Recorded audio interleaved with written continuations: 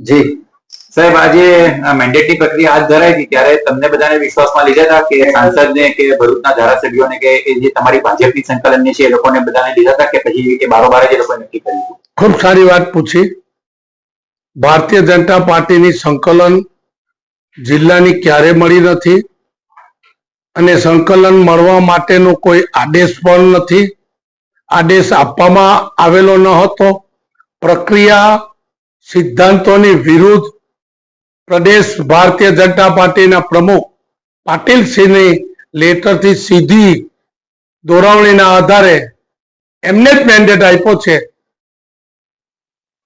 તમારા જે ઉમેદવારો છે એમનું નામની સૂચિ કેવી રીતે તમે પહોંચાડી?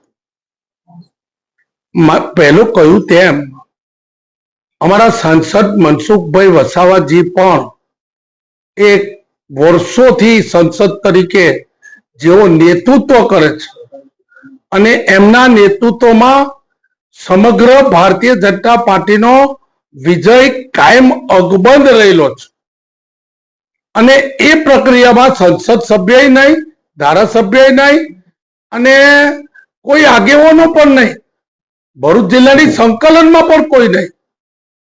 પણ તમારા પેનલના જે 3 સભ્યોને મેન્ડેટ મળ્યું એ લોકોના નામની સૂચિ તમે કેવી રીતે મોકલાવી હતી? મેં કહ્યું તેમ કે કોઈ સંકલન મળી જ નથી. મનમાં આવ્યું ને નામ મૂક્યું. કોને મુકાયું એ તો હું મનથી સમજુ જ છું, પણ બધા લોકો સમજે છે જિલ્લાના. મનસુખભાઈ તમારી પેનલના પ્રકાશ દેસાઈ વિરુદ્ધ આટલું બોલે છે, પ્રચાર કરે છે, એનું મુખ્ય કારણ શું છે? મનસુખ વસાવાજી વિરોધ કરીને કાંઈ બોલ્યા નથી.